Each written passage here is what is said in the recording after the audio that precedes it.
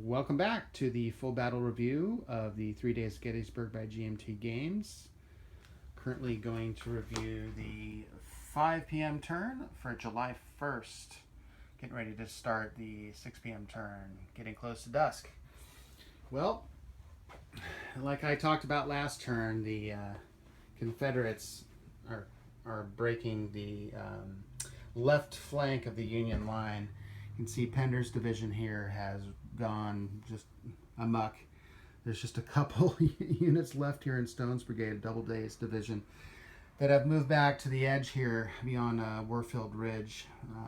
There's Cemetery Ridge aside. We got some fortunately some Union reinforcements, more of the elements of the 9th Corps coming in. Or excuse me, not the 9th Corps, the 12th Corps coming in under Slocum, probably to save the day. Not sure what I'm going to be doing yet, but you can see here the skeleton line of the Union left flank here. We've got some artillery units. That's about all there is here. A couple of infantry regiments left. The Confederates just smashed through, eliminated quite a few guys, routed them anyway, quite a few regiments, and there's a lot going on here in the north too. We've got the rest of R.H. Anderson's division moving in, getting a little bit of a logjam here in front of around McPherson's Ridge, before Seminary Ridge, with all the action as the Union slowly withdraws and the Confederates try to converge on one point. Probably the toughest bit of fighting here, the most impressive part of the Union lines, I'd say, is we got Wadsworth Division right here, elements of the Iron Brigades, regiments, just playing it tough and really doing an amazing job at resisting the battery fire from these artillery batteries here under Garnett and of Heath's division.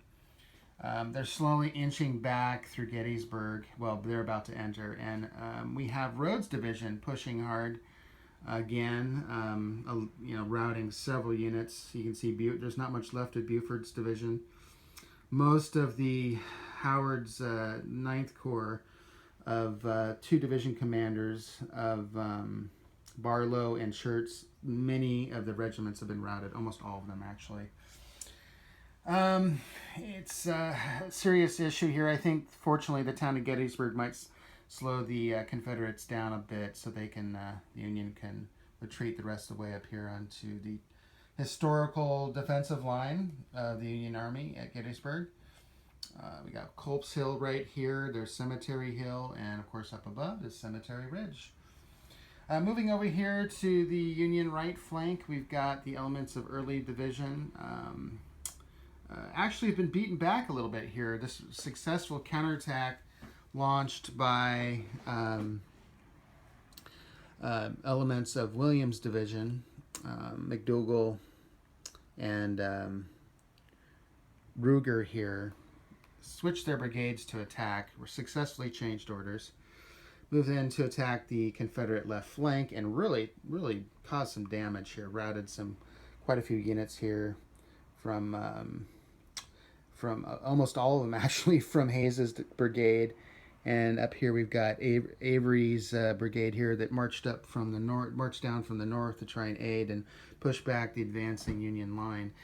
Fortunately, down here we've got Coster's brigade, which was heavily routed. Most of the regiments were routed. He was placed in reserve here next down here to Howard, out of line of sight from the Confederate units, and he was able to rally 3 of his regiments who've come back to provide a little bit more of a plug in the leaking dike here. Obviously, the Union, I think in this next turn, the 6 p.m. turn, the Union is going to continue to withdraw back to the traditional lines of defense. It's really all you can do. I mean, I think I pushed it a little too hard as the Union here on the defensive stance up here in McPherson Ridge and Seminary Ridge, and it's completely evident why the Confederates did what they did on the first day. They're just overwhelming force, and even though the Confederates have had trouble rallying the troops and doing a lot of different things, they still were able to push them back quite a ways. So you can expect a continuing retreat for the Union this turn. We have some more reinforcements coming on for both sides. So I think what's going to happen here is we're going to see a very, not ahistorical, but historical outcome here, and moving on into the second day. Now I can say from, in hindsight, I doubt, I'm not sure what's going to happen, whether or not I'm going to have the Confederates wheel around down here to Devil's Den and try the extreme left flank of the Union line here at Little Round Top. We got Devil's Den right down here. It's unlikely that I'll try that, but who knows? I don't know what kind of maneuverability and where the troops are going to be. Of course, historically, that didn't happen until later in the afternoon on July 2nd. But I suppose the next turns here, coming into dusk and into night, we're going to be putting a lot of these divisions and brigades into reserve, trying to repair the damage, especially on the Union side, and try to bring back some of the routed units and reorganize. We've got some pretty good fatigue built up here. Well, actually, that's not true. Actually, down here under Ewell's division, a lot of a few of the brigades under Rhodes' division got up to fatigue 1, because they were really trying to push it up here in the north, trying to cause as much damage as possible, and it did a fairly good job. But at last turn, I was really worried that this is going to be a rout and maybe the battle might even end. But it looks like the the Union line is going to hold, and we're going to see what happens in the next 2 days. Like I said in the last video, it's taking a lot longer now to roll through these turns because the amount of activation markers in the chit cut. So it will be interesting to see how long this next turn takes me. But like I said, I don't think there's going to be quite as much attacking during the night turns. I've got the 6 p.m. dusk turn coming up. So, okay, with that, I'll stop gabbing and move on. All right, see you later.